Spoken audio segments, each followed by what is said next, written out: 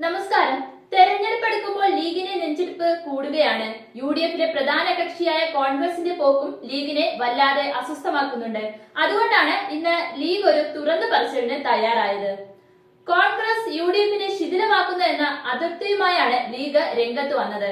കോൺഗ്രസിലെ തർക്കങ്ങളും ഭിന്നതകളും യുഡിഎഫിന്റെ കെട്ടുറപ്പിനെ ബാധിക്കുമെന്നാണ് ലീഗിന്റെ വിലയിരുത്തൽ. കോൺഗ്രസ് നേതാക്കൾക്കിടയിലെ തമ്മിലടിയും അഭിപ്രായ ഭിന്നതയും യുഡിഎഫിനെ ശിഥിലമാക്കിയെന്ന് മുസ്ലിം ലീഗ് നേതൃയോഗത്തിൽ വിമർശനം.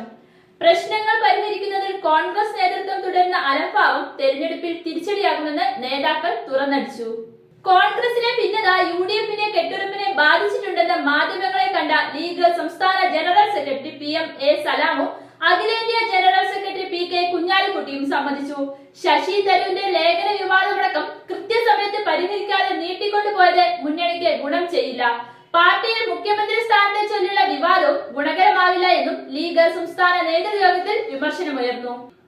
വിവിധ വിഷയങ്ങളിൽ രണ്ടാം പിണറായി സർക്കാർ പ്രതിരോധത്തിൽ നിൽക്കുമ്പോൾ അതിനെ രാഷ്ട്രീയമായി ഉപയോഗിക്കാൻ യുഡിഎഫിന് നൽകാൻ കഴിയാത്തത് നേതാക്കൾ തമ്മിലുള്ള അഭിപ്രായ വ്യത്യാസം കാരണമെന്നും ലീഗ് വൃത്തങ്ങൾ വ്യക്തമാക്കുന്നു. സംസ്ഥാനത്തിന്റെ വ്യവസായ നയവും സ്റ്റാർട്ടപ്പ് സംബന്ധിച്ച പ്രവർത്തനങ്ങളും ഉൾപ്പെടുത്തി ഡോക്ടർ ശശി തരൂർ എഴുതിയ ലേഖനത്തിൽ സർക്കാരിനെ പുകഴ്ത്തിയെന്ന വിവാദം പെട്ടെന്ന് അവസാനിപ്പിക്കാൻ പാർട്ടിക്കായില്ല. അത് നീട്ടിക്കൊണ്ടുപോയത് നേതാക്കൾ തമ്മിലുള്ള പല പിണക്കങ്ങളും കൊണ്ടാണ്. ഇതിനു പുറമെ അടുത്ത നിയമസഭാ തിരഞ്ഞെടുപ്പിൽ യുഡിഎഫ് അധികാരത്തിലെത്തിയാൽ മുഖ്യമന്ത്രി ആരാവുമെന്ന കാര്യത്തിൽ തർക്കവും യുഡിഎഫിന് ഗുണകരമായിരുന്നില്ല. കോൺഗ്രസിലെ നേതാക്കൾ തമ്മിലുള്ള തർക്കങ്ങൾ നീട്ടുന്നതിന് പകരം യുഡിഎഫിന്റെ ചുമതല വഹിക്കുന്ന നേതാക്കൾ ഇത് പരിഹരിക്കാൻ മുൻകൈയെടുക്കണമെന്ന ആവശ്യവും ലീഗ് ഉയർത്തുന്നുണ്ട്.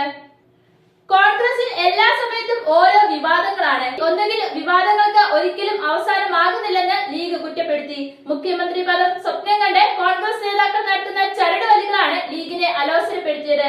രമേശ് ചെന്നിത്തലയും VD സതീശനും K സുധാകരനും തമ്മിലുള്ള അഭിപ്രായ ഭിന്നത യുഡിഎഫ് സംവിധാനത്തെ ദുർബലമാക്കി. സംസ്ഥാന തലത്തിലും പ്രാദേശിക തലത്തിലും യുഡിഎഫ് സംവിധാനം ശിഥിലമാണ്. ഇത് തദ്ദേശ തെരഞ്ഞെടുപ്പിൽ തിരിച്ചടിയാകും.